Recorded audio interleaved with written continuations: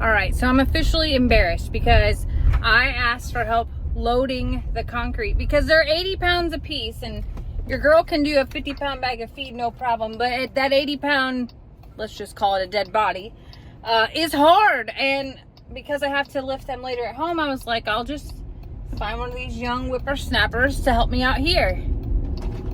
Do you know that the person that they sent out to help me load the concrete was like a 67-year-old man who is half my size? I feel horrible. I'm like, let's team lift it. Anyway, it's in. There's my buckets stacked just like Lester loves them. It's gonna be great. It's gonna be so great.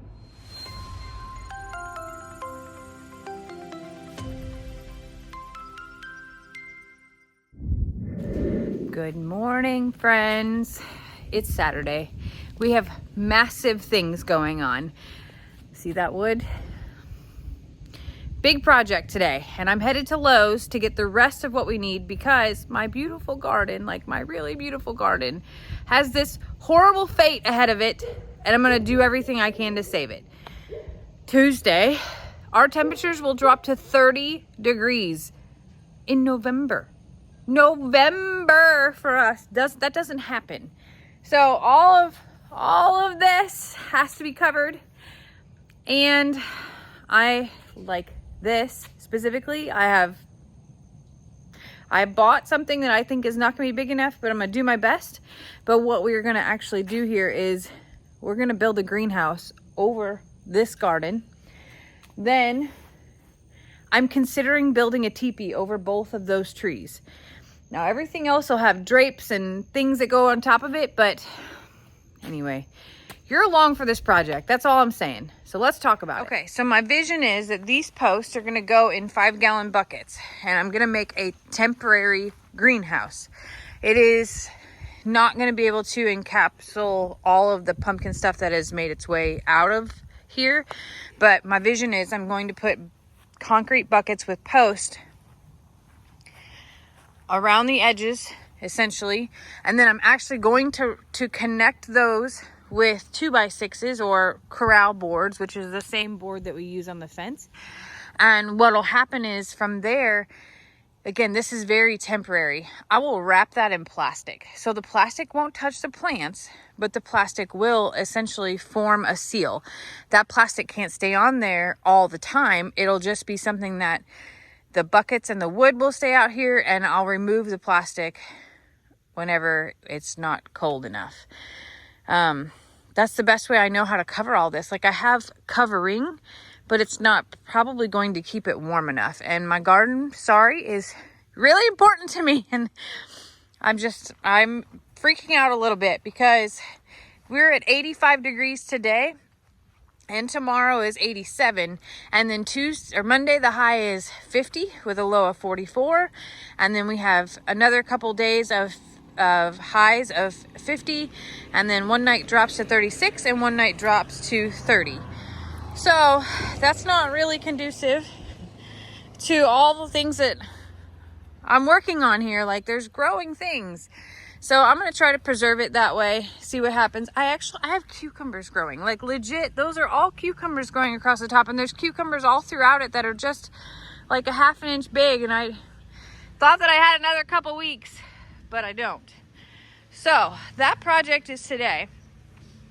I will work on these tomorrow and figure out my teepee situation. I think this one I'll be able to do with 2x4s and plastic or the cloth. And you're gonna think this is crazy. I know the zinnias aren't gonna make it. I'm gonna cover everything. I will have a large amount of buckets to cover the things that will fit underneath a bucket. Everything else I'll wrap and cover, but the things that are really tropical, I bought hand warmers, and I heard that if you cover them and stick a hand warmer in that space, like during that freeze, that you might have a better chance. That sounds really silly, but that's what we're gonna do. The other thing that could happen to keep this warm during that time, hopefully the daytime heat will make a greenhouse effect with the plastic over here, but you can take those like terracotta pots, like the clay pots, and you can put them upside down with those hand warmers in it, and that heat from that pot will exceed into your greenhouse area. Listen, I've been listening to comments and people's messages, and I've been watching TikTok and YouTube and Facebook, and I'm not ready to give this up yet. I worked too hard. Look, my pumpkins are not all the way orange yet, and they aren't going to be in 2 days, and I'm just not ready to give it up. Yeah, my mom's gonna be mad. I still haven't tied that one up. It's getting a little bit bigger. I'll work on that today too. But anything in a pot that can be moved will be moved to the greenhouse, so that will clear out some of this clutter. And we're gonna do our best to save it. That's the best way that I know how. So, Ritzy, get out of there, baby. We gotta go to Lowe's this morning, and you can't come. We're gonna get this party started.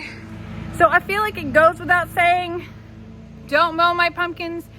But as I'm getting ready to head to my car, I'm like, I maybe should just say, like, don't mow my pumpkins. Let's go tell them together. So that way I have proof that I said, don't mow my pumpkins. Can you tell Dad? My beautiful, beautiful girl, can you make sure that the goats stay in, and that you don't want to talk about it? Can you make sure that the gate stays closed and that the goats stay in? I see that you have a nap in your future. You look very sleepy. All right, I'll just tell Dad. Okay? I love you. Hey, babe. Yeah? Don't mow my pumpkins, please. Huh? Don't mow my pumpkins, please. I'm gonna roll up all these water hoses. Oh, shoot. You got me on that. Sorry. I'm gonna have to delete this part of the video now. All of the bad things that I do right here. Out in front of... It's not bad that you have water hoses. It's just a lot of work rolling them all up every time I want to mow or work in the yard. But whatever. They make self-retracting water hoses, I think, don't they? I think so, but that just feels like more stuff to break. Yeah. Because that happens around here. Yeah, I'll just break my bones, break my muscles. I'm sorry, okay? This is video proof that I slacked and left the water hoses lay out. I didn't say you're slacking, but I'm just saying we got to go to a sprinkler system at some point because This there's is true. 10 hoses across this entire yard. Well, that one... That's just one. That one was for water troughs, though. You have to admit that I haven't had to water this week very much, so there's only 2 out. 3. But 2 are for water troughs. Yeah, that's Okay. true. I would like you to know that I made it through Lowe's, getting only the things that I came for. No plants. Kind of a huge deal. Waiting in line to pay and to get my concrete, but this was kind of awesome.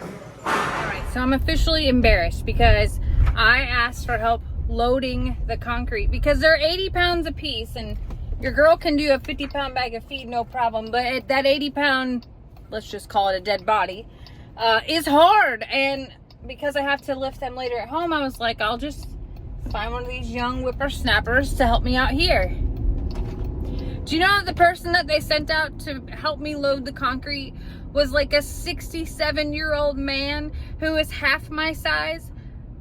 I feel horrible. I'm like, let's team lift it. Anyway, it's in. There's my buckets stacked just like Lester loves them. It's gonna be great. It's gonna be so great. It's so very hard to believe that in 3.5 days it's gonna be 50 degrees less than it is today. So what we did here was make a temporary post essentially, but they are 8-foot tall post, and they're in a bucket of concrete, each and every one of them, which means that they don't stay here permanently. And I did that because this is the old driveway. And digging in this nightmare is like the most horrific thing that I've ever done. Like when we were putting these cinder blocks here, like I've never worked harder trying to get through an inch of things.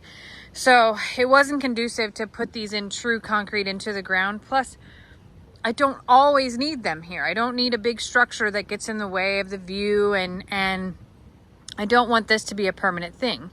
So my intentions are to I have 10-foot plastic by 100-foot rolls, and I'm essentially going to wrap this with that plastic. I'll use a staple gun, and then I'm going to take strips of it and go across this way as well. Now, here's the kicker.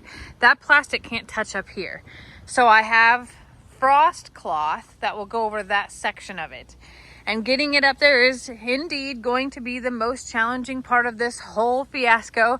And it's going to take ladders and duct tape, and Lester's probably going to curse a little, but it'll be fine. This is straight up and down in this bucket. The ground slopes here, which is why this looks so crooked. Do not fret or worry. It's going to be fine.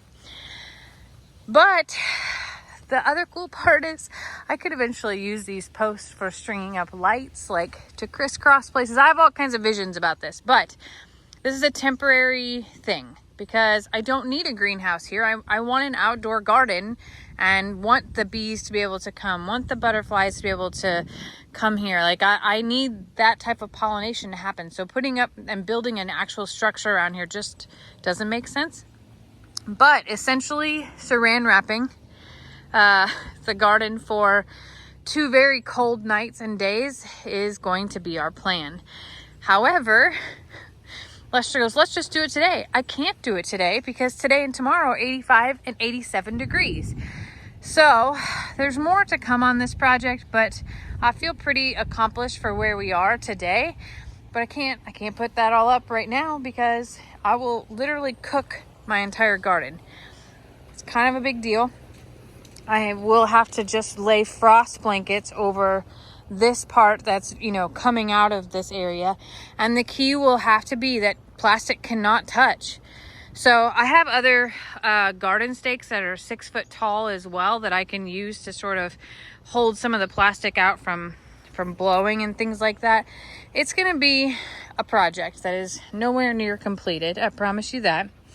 But for me, I want to save it. Like, look, it feels so amazing to grow your own food and to be able to grow cucumbers in October, almost November, to be able to have raspberries, kale. I'll eventually have cabbage back here. There's a whole bunch of spaghetti squash here. I have yellow squash growing. I have the largest zucchini plant I've ever seen in my whole life that is finally producing zucchini. We have Brussels sprouts. We have, of course, massive amounts of pumpkins, as you can tell. Yeah, I still haven't strapped either one of those in yet. It's going to eventually touch the ground. I know. My mom's going to be angry. It's just, and broccoli and some tomatoes, onions, and what else do I have growing in here? Of course, zinnias are in here, but to put in all this work and then to get a freak frost this early just doesn't make any sense for me to just give up and be like, well, season's over. Oh, I can't forget my red runner beans, and I even have watermelon growing on the ground. It's weird. Those are volunteer. I did not plant that. Turnips. We have peppers. We have carrots growing. Like, I'm just not ready to give it up yet. So hopefully these 2 little frosts are just a fluke and we can condense everything and combine it and keep all the heat in. But for now, it's so hot that it's hard to think that in 3.5 days it's going to be 50 degrees colder. I hope that our animals are prepared. That is the next step of this journey. Is we have to go get bales of hay, square bales, to put inside the shelters. These 2 have a good amount of hay in them, but we'll freshen it up. This one has none, so we have to get quite a few for that. And just keep on keeping on and get everybody kind of prepared. The neat part about 30 in Texas is that it actually happens at about 5 a.m. and it lasts for an hour. So it's not a full, at least this freeze is not a full night of freezing cold temps. It drops a little bit in the morning, and then as the sun comes up a few hours later, it gets rid of that. And then we're back on the up and up for the next couple weeks with highs in the 60s and lows in the high 40s or 50s. And who knows what Mother Nature is going to do. Hopefully lets me keep growing just a little bit longer. Look at my turnips. just a smidge longer, just a bit. I get a lot of joy in the gardening out here, and I don't want to give it up, okay? I'm not ready for winter. It's Texas, and winter, it's not time. Look, even some okra coming up. Yep. Okay, well, the next time you see this, it's probably going to be all wrapped up like a giant green and plastic present. It's going to be great.